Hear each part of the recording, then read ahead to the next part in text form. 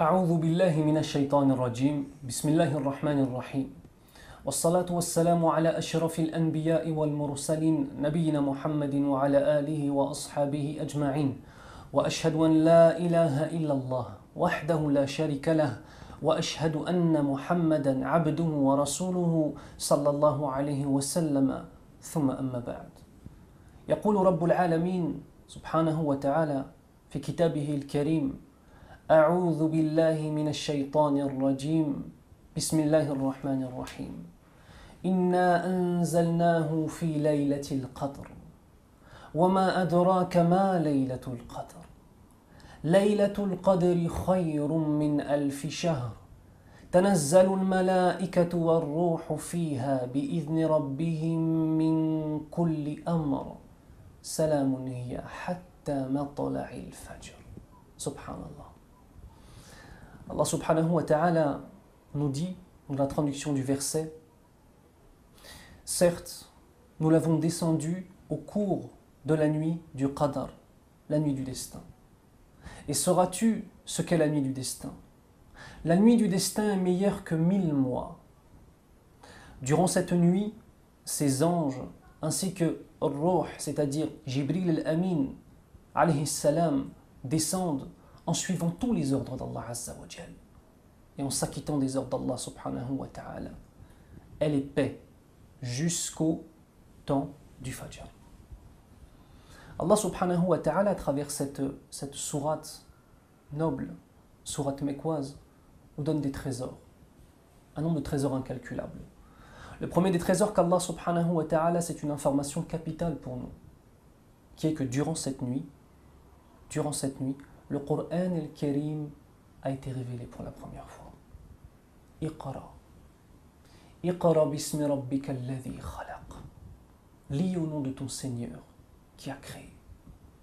Toute la mission prophétique de Muhammad ibn Abdillah sallallahu alayhi wa sallam commence durant cette nuit décisive, capitale, bénie. Puis ensuite Allah subhanahu wa ta'ala, pour nous interpeller, nous dit وَمَا أَدْرَاكَ مَا لَيْلَةُ الْقَدْرِ. Mais sauras-tu donc ce qu'est la nuit du destin? Et la réponse vient. لَيْلَةُ الْقَدْرِ خَيْرٌ مِّنْ أَلْفِ شَهْرٍ. Allahu Akbar. La nuit du destin est meilleure que 1000 mois. Et Juan, 1000 mois, cela fait plus de 83 ans d'années lunaires. Et en année solaire, environ 80 ans. Une seule nuit. Meilleur que 83 années lunaires. Est-ce que ça peut exister? Il n'y a qu'Allah subhanahu wa ta'ala, par sa miséricorde et par sa volonté de nous faire rentrer à son paradis, qui peut nous donner une telle occasion. Regardez le Hajj, regardez Ramadan. Et malgré le fait que Ramadan, kulluhu, entièrement, ne soit que miséricorde et occasion pour nous d'obtenir le pardon d'Allah Azza wa Jal et d'obtenir la satisfaction d'Allah Azza wa Jal et de pouvoir obtenir, incha'Allah, le paradis. Malgré tout cela, Allah Azza wa Jal, encore, il nous rajoute. Laylatul Qadri khayrun min alfi shahr. Les anges y descendent, tellement cette nuit est mubaraka et bénie. Salamun hiya hatta matla'i al-fajr. Cette sourate n'est que, cette nuit n'est que paix. Ce n'est que paix. Et Akhil Karim, il faut se poser un certain nombre de questions. À quel point Allah Azza wa Jal nous aime pour nous donner sans arrêt des occasions de nous racheter. À quel point nous aimons Allah Azza wa Jal si peu finalement, pour sans arrêt lui désobéir. Et moi le premier. Pour sans arrêt lui désobéir et ne pas saisir toutes ces occasions qu'Allah Azza wa Jal nous tend, nous incite à faire. Subhanallah. Regardez le fadl de Laylatul Qadr. Le prophète sallallahu alayhi wa sallam nous dit, dans la traduction et le sens d'un hadith, celui qui priera Laylatul Qadr, imanan wa ihtisaban, en ayant la foi en Allah Azza wa Jal et en espérant sa récompense, il verra tous ses péchés lui être pardonnés. Allahu Akbar. Allahumma arzuqna ya Rabbal Alamin.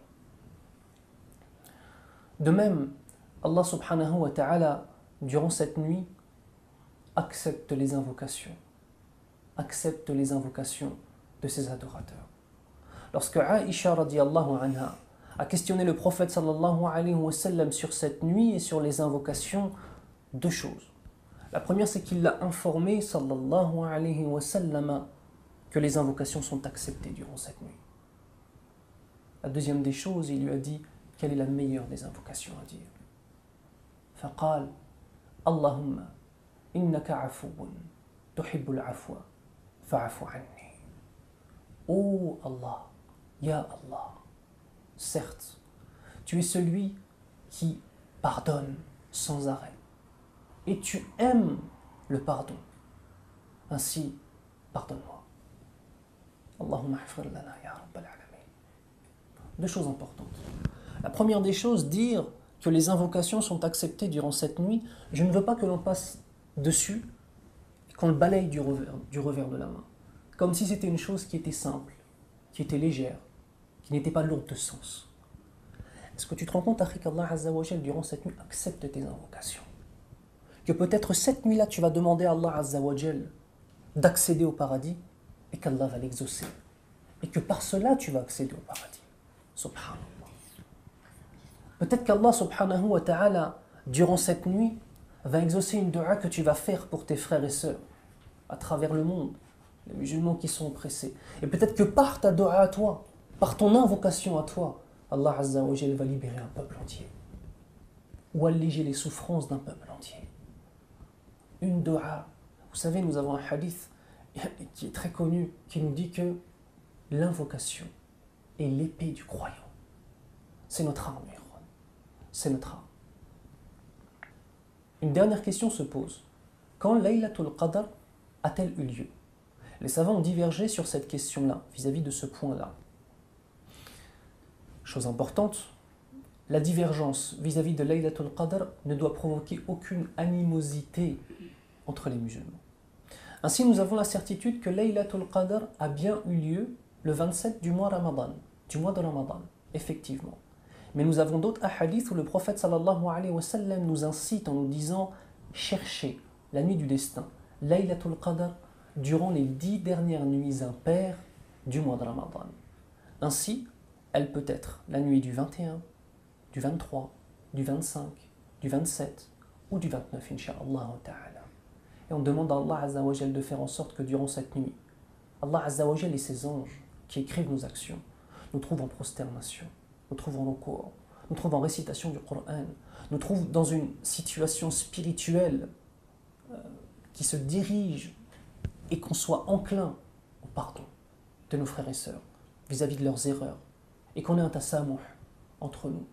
Demande à Allah Azza wa Jal de faire en sorte que chacune de ces nuits de Ramadan soit toutes plus dans la concentration les unes que les autres et que Laylatul Qadr, cette nuit du destin, soit le summum de notre khushu', de notre concentration et de notre volonté de changer, de nous améliorer. Et chaque fois qu'on change, et chaque fois qu'on s'améliore, on change et on améliore notre cercle intime, nos femmes, nos enfants, nos parents. Et chaque famille qui s'améliore, améliore d'autres familles autour d'elle. Et toute une somme de familles, ça fait une société. Un seul Ramadan peut changer toute une société. On a dit 1 mois pour changer ta vie. Où en es-tu de ce changement? On arrive presque à la fin du mois de Ramadan. Qu'en est-il de ton changement? Est-ce que tu as juste eu des lumières d'éclaircissement de foi? Ainsi tu es un illuminé qui retourne par la suite dans les ténèbres? Ou est-ce que maintenant tu es devenu quelqu'un d'éclairé?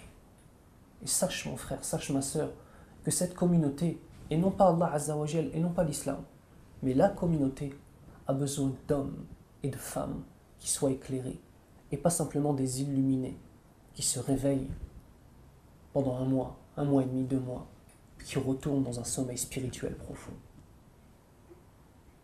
Laylatul Qadri khayrun min alfi shahr.